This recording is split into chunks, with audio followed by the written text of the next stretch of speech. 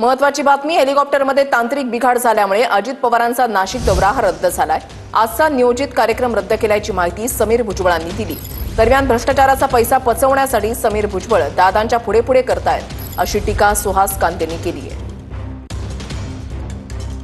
दादा जे आहेत महालक्ष्मी रेसकोर्सवर पोहोचलेले होते, परंतु जूवरूनच ते हेलिकॉप्टर न आल्यामुळे त्याच्यामध्ये तांत्रिक बिघाड झाला, मग उशीर होत गेला। हेलिकॉप्टरमध्ये झालेल्या तांत्रिक बिघाडामुळे नियोजित जो कार्यक्रम आहे तो रद्द करण्यात आला।